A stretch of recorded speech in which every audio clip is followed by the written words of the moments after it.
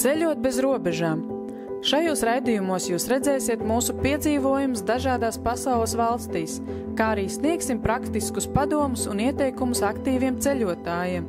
Raidījuma galvenie ceļotāji esam mēs, Lelde un Ivars Cīruļi, sporta biedrības Gold Barbell vadītāji, aktīva veselīga dzīvesveida un spēka sporta popularizētāji Latvijā, dažādu sporta un labdarības pasākumu organizatori. Pēdējos gados mūsu aizraušanās ir dažādu video filmēšana, ko līdz šim mūsu skatītāji varēja redzēt Gold Barbell YouTube kanālā.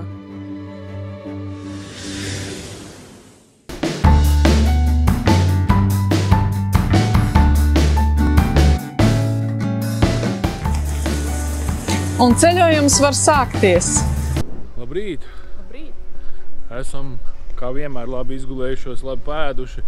Un par cik šodien mums saulīte nelutina un jūras un pludmalas prieki mums atkrīt, tad mēs esam devušies tepat uz blakus pilsētu, uz Gdaņsku, vienu no vecākajām vai pat pašu vecāko ostas pilsētu Polijā.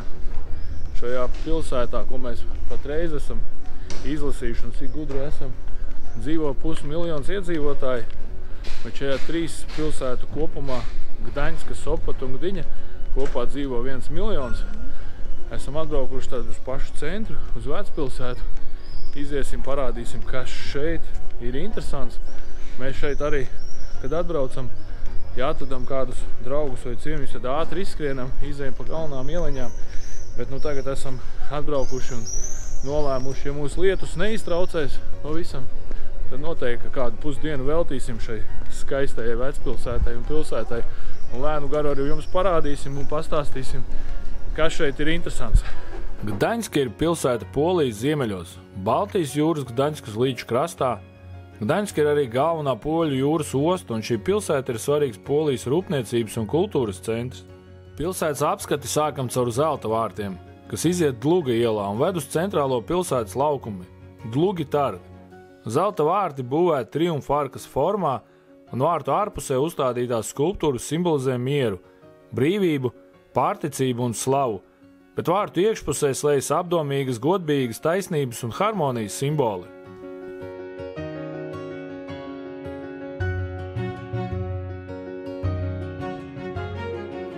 Aiz vārtiem sākas garā iela, jeb Dlugi iela, ko dēvē arī par Karaļa ceļu, kas zināma kopš 13. gadsimta. Te var abrīnot arhitektonisko detaļu daudzveidību. Šeit var redzēt senos dzīvojamos namus. No logu skaita bija atkarīgs maksājumā nodokļa lielums. Tā kā namnieki saņēma ļoti šaurus zemes gabalus, mājas tika celtas augstumā, par ko liecina arī mūsdienās redzamās šaurās fasādes. Visām mājām bija pagrabi, kas sniedzās līdz pat 2 stāvu dziļumam zem ielas līmeņa. Gdaņska ir viena no skaistākajām Eiropas vecpilsētām. Viduslaikos Gdaņska bija plaukstoša Hanzas Savienības locekle, slavena ar savu brīnišķīgo arhitektūru. Lai gan pēc kara nesagrauta palika nepilna trešdaļa seno ēku, visas tās atbilstīgi senajiem rasējumiem tika uzceltas no jauna un izskatās vairākas 100 gadus vecas. Lielākā vēsturisko ēku un citu interesantu arhitektūras objektu daļa atrodas nevis vecpilsētā, bet Gdaņskas rajonā, kuru sauc par galveno pilsētu. Savukārt Gdaņskas vecpilsēta atrodas tālāk uz ziemeļiem. Ejot pa Karaļu ceļu, pirmais mūsu apskates objekts ir Gdaņskas rācnams. Mūsdienās ēka vairs netiek izmantot rācnam vajadzībām, bet te atrodas Gdaņskas vēstures muzejs.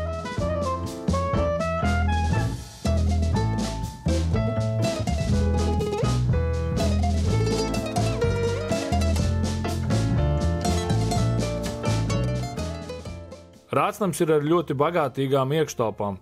Viskaistākā telpa ir Rāca lielā zāle, saukta par sarkano zāli, ar izskatīgu kamīnu un iespējams greznākajiem griestiem, kādus mēs esam redzējuši.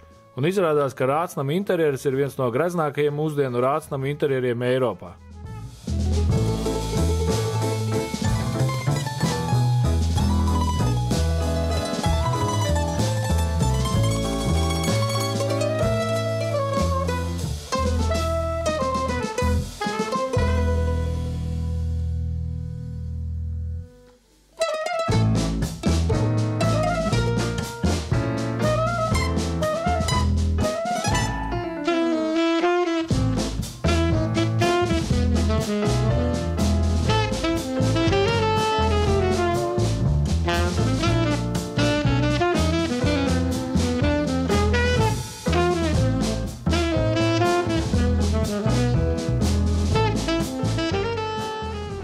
Dlugi targi ir neliels laukums Dlugi ielas galā. Šeit kādreiz atradies tirgus laukums un notikusi augstdzimušo cietumnieku sodīšana. Laukuma centrālais objekts ir Gdaņskas simbols – Neptūnas trūklaka. Neptūna figūra simbolizē Gdaņskas saistību ar jūru. Protams, pie trūklakas ir daudz turistu, kas vēlas nobildēties ar šo skaisto vēsturisko objektu.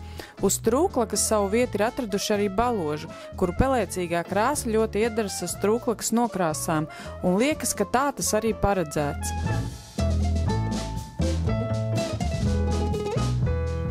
Blakus trūklakai atrodas viena no skaistākajām pilsētas ēkām – Artūra-nams, kādreizējā tirgotāja tikšanās vieta, un Zelta-nams, kurš demonstrē kādreizējo pilsētas iedzīvotāju turīgumu.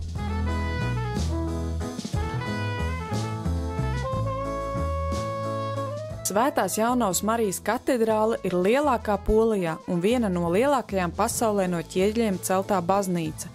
Baznīcas garums ir 105 metri, velvju augstumam sasniedzot 29 metri.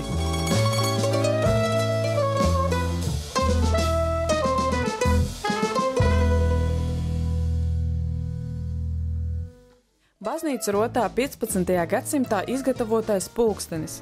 Katedrālē vienlaicīgi var atrasties 25,000 cilvēku. Ļoti interesanti bija ieraudzīt baznīcas interjerā līdzās klasiskām vērtībām visai savdabīgu un unikālu 15. gadsimtā veidotu astronomisko pulksteni.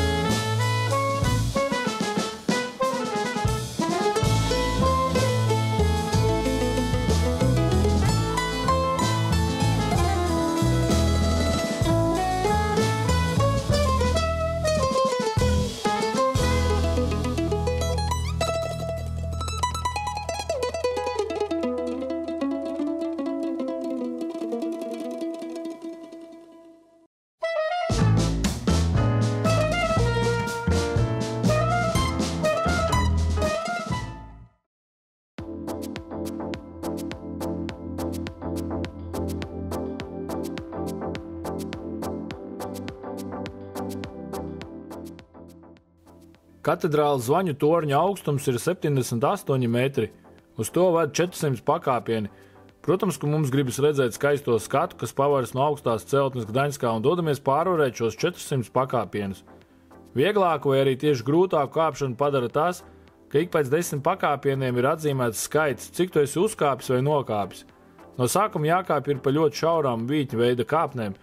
Pēc tam jau ir plašas kāpnes, kas izbūvētas gar torņu sienām, un ejot pa šīm kāpnēm, mēs varam redzēt, ka mēs esam nonākuši jau virs baznīcas velvēm. Uzkāpjot pašā augšā, liels pārsteigums ir tas, ka skatu laukumiņš ir ļoti maziņš un, protams, pilns ar turistiem, bet skats, protams, ir skaists un bija tā vērts, lai uzkāptu. Tā izskatās, kad ir uzkāpti 400 pakāpieni baznīcas tornī. Mums gaida priekšā pats patīkamākais. Apstīsimies, kāds tad īsti ir skats uz pilsētas centru.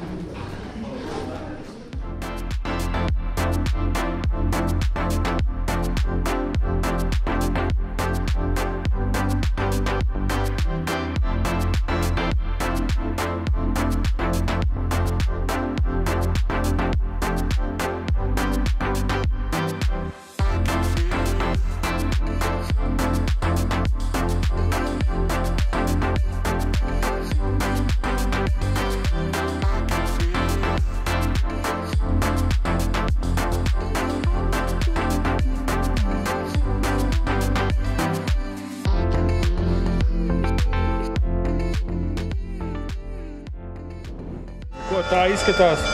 Normāls džeks, kurš tikko ir pievarējis 400 pakāpienus augšu, 400 uz leju.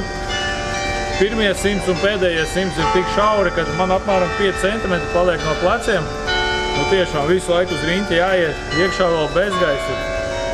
Labāk būtu salīs nekā tā, bet īstenībā bija ļoti interesanti un forši uzkāpt. Protams, augšā bija nenormāli maz vietas un ļoti daudz cilvēki, bet skats bija iespaidīgs. Lietas ar nelīgi. Malo tagad sviedri drīz. Bet nu tiešām bija to vērts. Ja atbrauksiet šeit uz Gdaņsku, šūt, kā man kājas trīc. Droši uzkāpt augšā. Tas būs labs gan piedzīvojums, gan arī skats no augšas. Bet tagad mēs ejam tālāk uz Marijas ielu, kaut kur kafejnīcā kādu apsēsties un padzerties.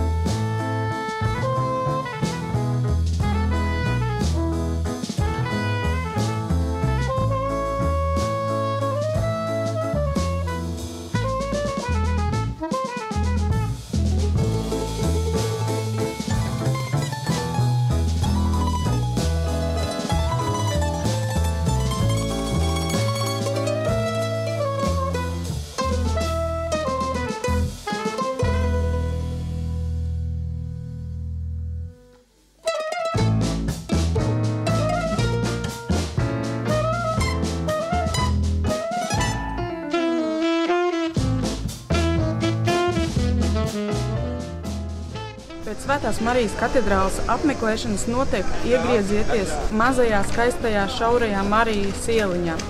Tiešām šī ieliņa, kā jūs redzat, ļoti skaista, neliela, ar dažādām āra kafejnīciņām un amatieru darbnīciņām.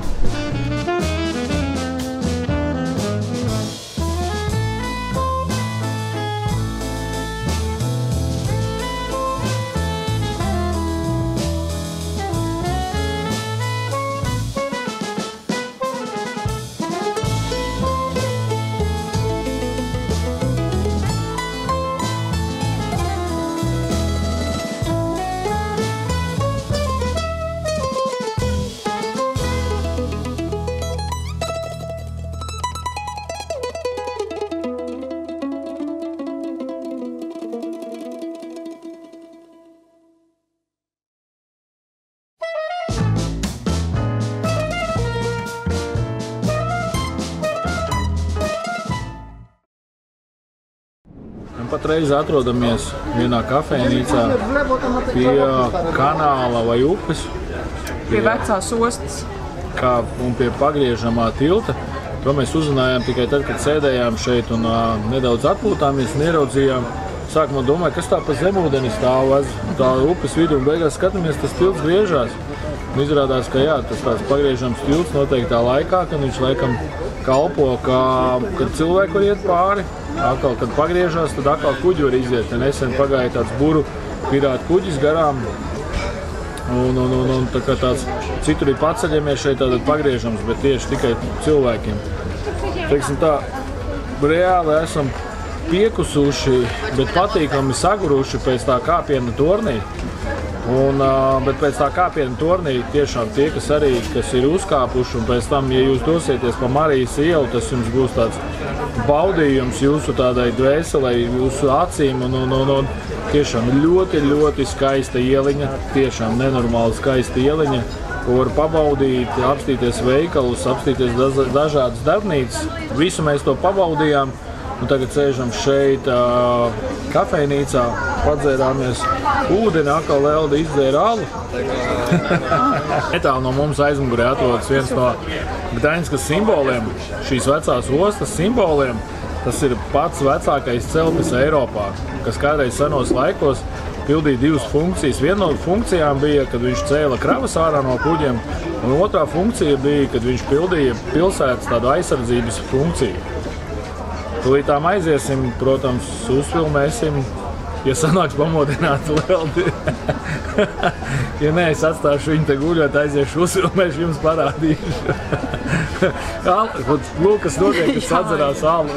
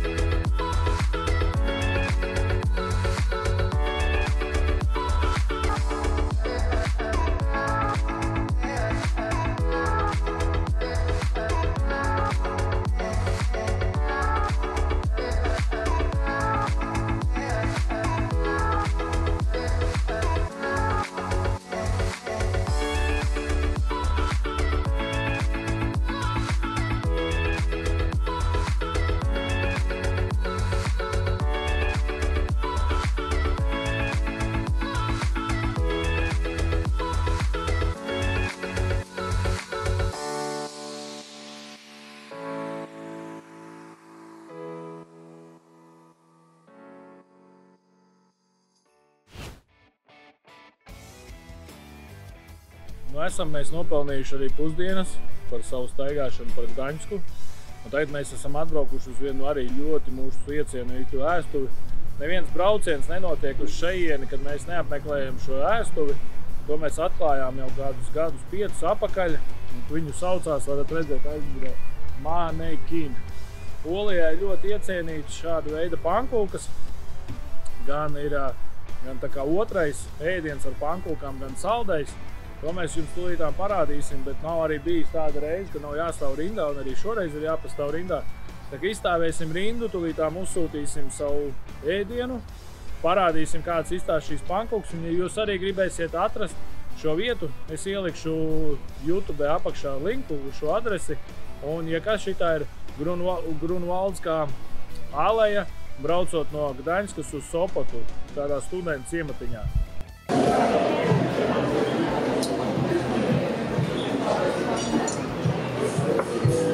Ar ko tev ir? Man ir ar vistu un sieru. Tas īsti neatceros. Un man ir ar girosu. Un vēl kaut ko tur pildīta pankūka.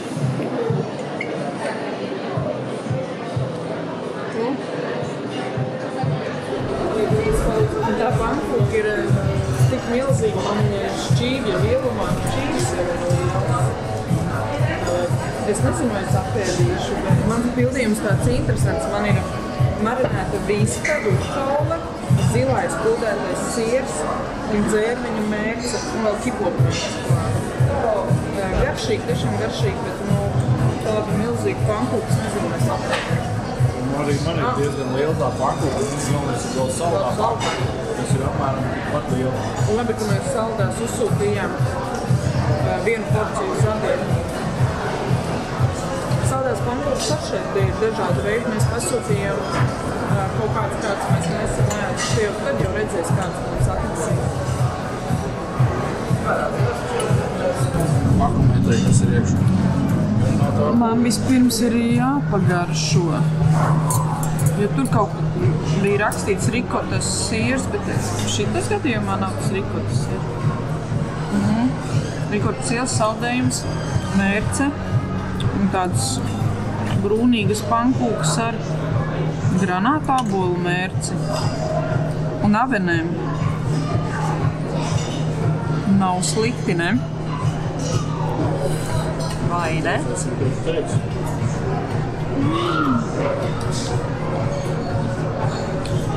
Pats labākais, ka šeit tie pildījumi ir nenormāli daudz iekšā. Tā pankūka pati ir diezgan plāna, bet pildījums ir ļoti bagātīgs. Ēduši gardās pankūkas, dodamies atpakaļ uz viesnīcu. Un pa ceļam, kas tad te? Satiekam pazīstamas sejas. Pilsētas centrā, kurortā.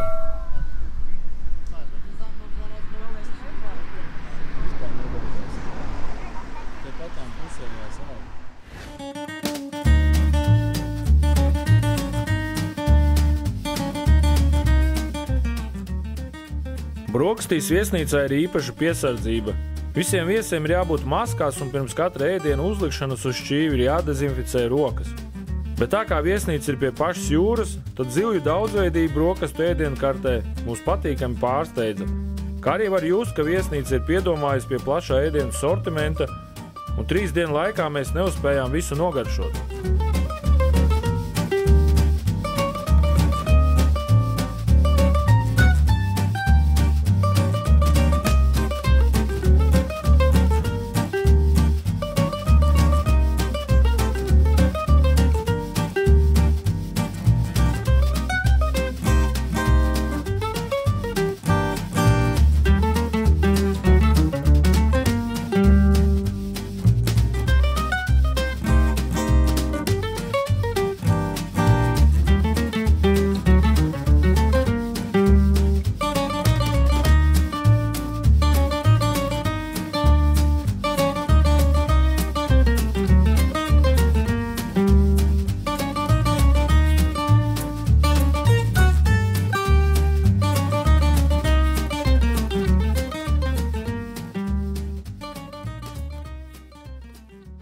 Bet jau nākošajā sērijā mēs brauksim uz Gdiņu, aplūkosim armijas burukuģi un dosimies tālāk uz Pludmali, kur jūrā ir pamesta torpēdu izmēģinājuma bāze, kā arī atklāsim Kolkas ragu Polijas pilsētā Reva, ko iecienījuši ir kiteboarda sportisti un cilvēki, kam patīk miers, saule un jūra.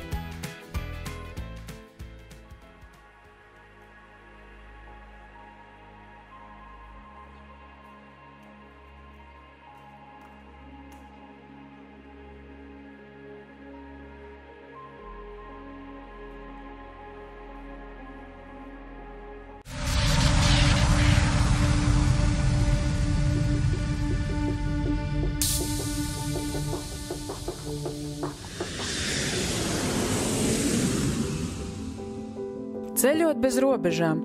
Šajos raidījumos jūs redzēsiet mūsu piedzīvojumus dažādās pasaules valstīs, kā arī sniegsim praktiskus padomus un ieteikumus aktīviem ceļotājiem.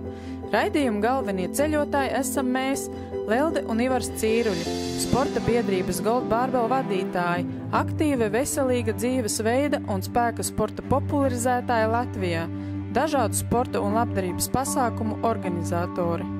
Pēdējos gados mūsu aizraušanās ir dažādu video filmēšana, ko līdz šim mūsu skatītāji varēja redzēt Gold Barbell YouTube kanālā.